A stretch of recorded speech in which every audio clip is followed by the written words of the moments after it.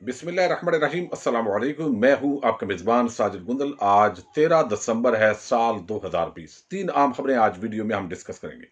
PDM जलसे से कबल कप्तान ने पूरी अपोजिशन को क्लीन बोल्ड कर दिया है। रियासत या फौज मुखालफ तकरीर पर नवाज शरीफ, मरियम, फजल रहमान के खिलाफ एक्शन का मनसूबाबंदी कर दी गई है और इमरान खान 2028 तक इस मुल्क के हुक्मरान रहेंगे। अपोजिशन के लिए खतरे की घंटी बजती जा रही है। इस तमाम तर इशूज पर आज वीडियो में हम बात करेंगे। मैं गुज़िश्ता कई व्लॉग्स के अंदर आपके सामने ये बात रख चुका हूं कि अपोजिशन को मामला ये नहीं है, यानी उनकी परेशानी ये नहीं है कि इमरान खान अगले 2.5 साल निकाल जाएगा, बल्कि उनकी असल परेशानी ये है कि अगर वक्ती तौर पर इमरान खान को ये 2.5 साल मिल गए तो ये 2028 तक वजीर आजम रहेगा। और अगर 2028 तक इमरान खान की हुकूमत रहती है तो अपोजिशन के तमाम करप्ट चोर डाकू जो अभी तक इस निजाम की वजह से, जो कि अपाज है, जो निजाम एहतसाब जो कि बहुत कमजोर है, उसकी वजह से बचे हुए हैं, वो सारे जेलों के अंदर होंगे। इस हवाले से ऑलरेडी फजल रहमान की एक वीडियो मौजूद है जिसके अंदर उसने कहा कि मैं आपको दावत फिक्र दे रहा हूं तमाम जमातों को, यानी पीपल्स पार्टी को, नून लीग को, दीगर जमातों को, कि क्या तुम उस वक्त होश के नाखन लोगे, उस वक्त मुतहद होगे जब तुम सारे जेलों के अंदर पड़ जाओगे। तो आप अंदाजा कर सकते हैं कि इनकी फ्रस्ट्रेशन का क्या आलम है। अब रात को नजम सेठी ने एक प्रोग्राम के अंदर जिक्र किया। उसने माना, हालांकि वो नून लीग का बड़ा करीबी आदमी और बड़ा नवाजा गया है अपने दौर के अंदर, और पिछले दिनों उनका एक स्कैंडल इस्लामाबाद के अंदर भी आया है। पीसीबी के चेयरमैन ने कई मौकों पर उन्होंने मार भी खाई और उसके बाद ताबेदार बन गए अच्छे बच्चे नून लीग के लिए। वो कहते हैं कि 2023 का इलेक्शन भी अगर ये 2 महीनों के अंदर हुकूमत तब्दील नहीं होती तो कप्तान और एस्टेब्लिशमेंट एक पेज पर है। वो कहते हैं मेरे कई एस्टेब्लिशमेंट के लोगों से बात हुई तो उनके अंदर ये सोच पाई जाती है कि ये 6 महीने साल के अंदर महंगाई और इस तरह के इश्यूज खत्म हो जाएंगे और 2023 का इलेक्शन भी इमरान खान जीतेगा तो 2028 तक इमरान खान इस मुल्क का प्राइम मिनिस्टर रहेगा। इकोनॉमिस्ट एक बैनुल अक़वामी जरीदा है, उसकी बड़ी आम रिपोर्ट आई है। उन्होंने कहा है कि मौजूदा जो अपोजिशन की तहरीक है इससे इमरान खान की हुकूमत को कोई खतरा नहीं है, क्योंकि तमाम आम लोग उन पर करप्शन के केसेस हैं और हाई मॉरल ग्राउंड जो है वो इमरान खान के पास मौजूद है। असल चैलेंज इस मुल्क को मुआशी दलदल से निकालना है, यही हुकूमत के लिए असल मसला है। बाकी अपोजिशन की ये तहरीक जिस तरह उठी है उसी तरह बैठ जाएगी। ये बैनुल अक़वामी एक द इकोनॉमिस्ट की रिपोर्ट मैं आपके सामने रख रहा हूं। लेकिन हामिद मीर जो है वो बड़े परेशान है और डराते हैं, बार बार हुकूमत को डराते हैं। वो कह रहे हैं कि अभी पूरा अपोजिशन ने बताया नहीं मीडिया को अंदर की बात, लेकिन बड़ा खतरनाक होने जा रहा है। इस्तीफों से भी बहुत कुछ आगे होने जा रहा है। भाई उससे आगे तो लाशें ही हैं। अगर आपको किसी ने बताया कि वो लाशें गिराने का इरादा रखते हैं तो फिर भी उनकी दाल नहीं गलेगी, क्योंकि सब पूरी कौम को पता है ये चोर डाकू लुटेरे अपने पैसे बचाना चाहते हैं। और फिर एक और बड़ी आम बात है कि आज वो जलसे के अंदर क्या बताएं। अगर ये तीनों कायदीन चारों ये बता दे, मसलन मरियम बता दे कि एवनफील्ड अपार्टमेंट्स की मनी ट्रेल क्या है, देखो फिर हम समझेंगे कि कौम को ये वाकई कोई सही बात करना चाहते हैं। और ये भी बताएं कि नवाज शरीफ, हसन नवाज, हुसैन नवाज और पूरा जो इश्तिहारी टब्बर है वो वापस आ रहा है, ये एक अच्छी बात है। इस तरह की बात करें। बिलावल जो है वो आज उसको मीनारे पाकिस्तान पर बताना चाहिए। यहां पर चूंकि क़याम पाकिस्तान की करारदाद पास हुई, एक तारीखी अहमियत है इस जलसे की।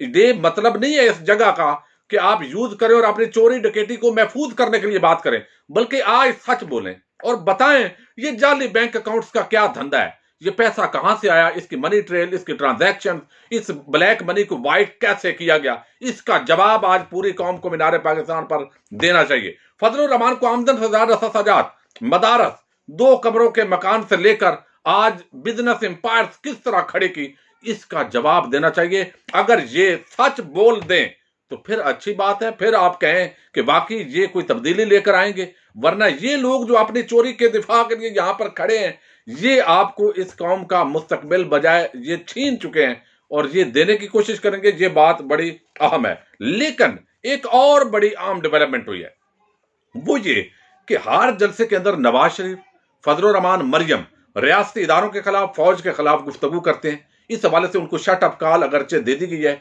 आज डॉक्टर शहबाज गिल ने एक दफा फिर वार्निंग दी है कि अगर किसी ने फौज और मुल्क के इदारों के खिलाफ बात की तो उसके खिलाफ कानून हरकत में आएगा।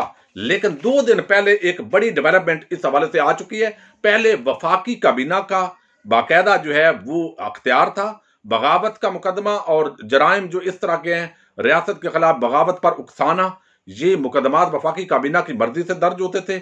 उनका अख्तियार जो वफाकी काबीना है, प्राइम मिनिस्टर इमरान खान की मंजूरी के बाद वफाकी काबीना ने इसकी समरी की मंजूरी दे दी है और अब ये नाफिजुल अमल हो गया है। जो ज़ाब्ता फौजदारी की दफा 196 के अंदर ये तब्दीली की गई है कि अब जो वफाकी सेक्रेटरी दाखिला है वो अब मुकदमा दर्ज करने का हुक्म देगा जो भी रियासत और मुसल्लह अफवाज और इस मुल्क के इदारों के खिलाफ बगावत की बात करेगा।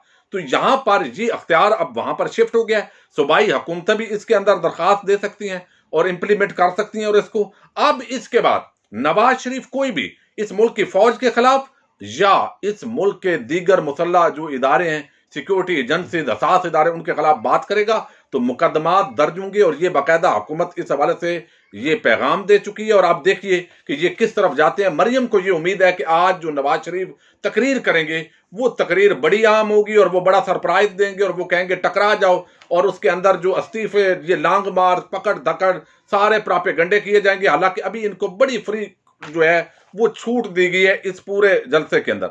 अब 2028 में जो आप देख रहे हैं वजीर आजम इमरान खान, ये सबसे बड़ा इनका खतरा है। मैं कई वीडियोज में आपको बता चुका हूं। और साथ ही रियासत मुखालफ तकारीर, अब क्लीन बोल्ड ये सारे किस तरह हो गए। देखो, ये आज तक ये कह रहे हैं कि हम ये पीडीएम का जो जलसा कर रहे हैं आज 13 दिसंबर को, ये इमरान खान के जलसे से बड़ा होगा।